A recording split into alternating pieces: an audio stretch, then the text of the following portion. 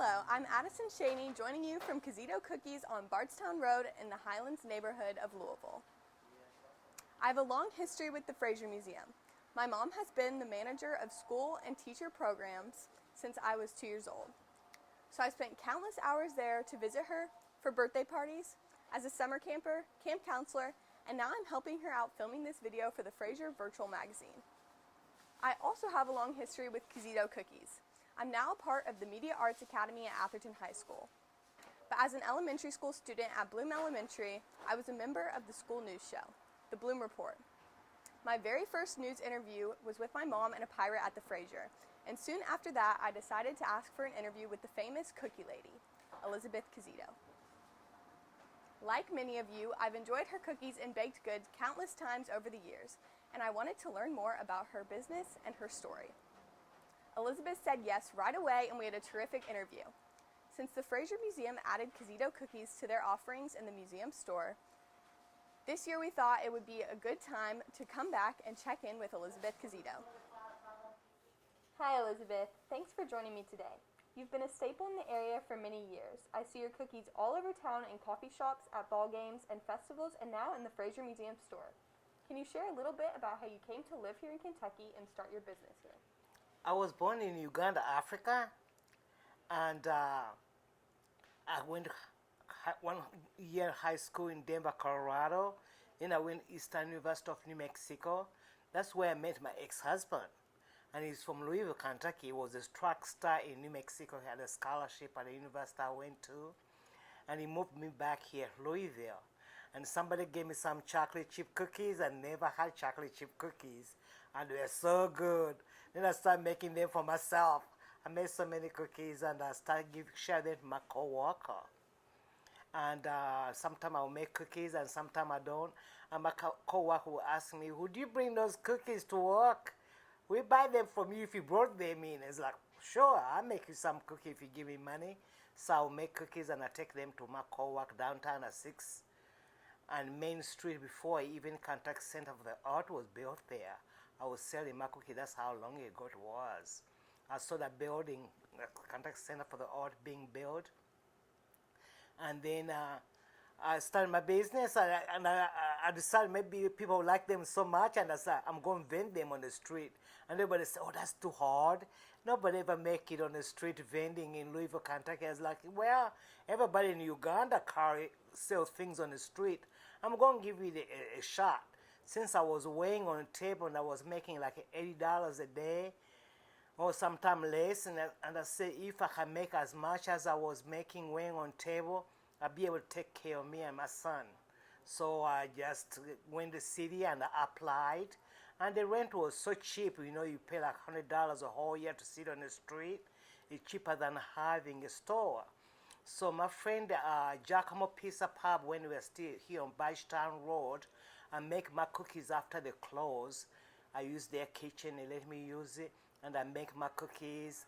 Then I go downtown, I sell them like a door to door in an office building.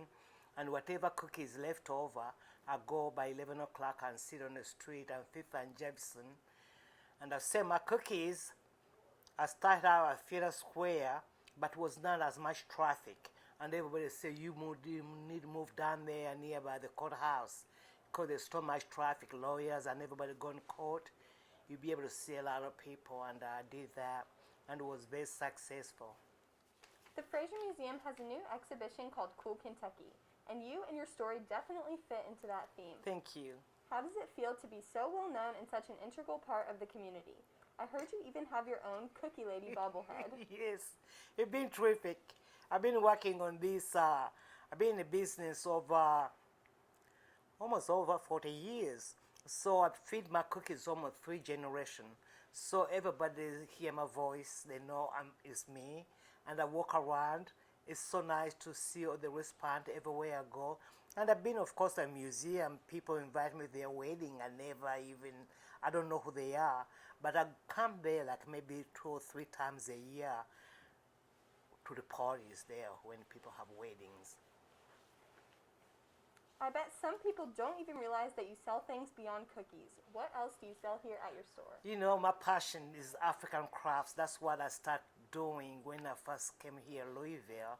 I was selling my ware, doing like a word face and flea market and things like that. I was tinkering with the cookies, but there was a war in Uganda. I wasn't able to get what I wanted.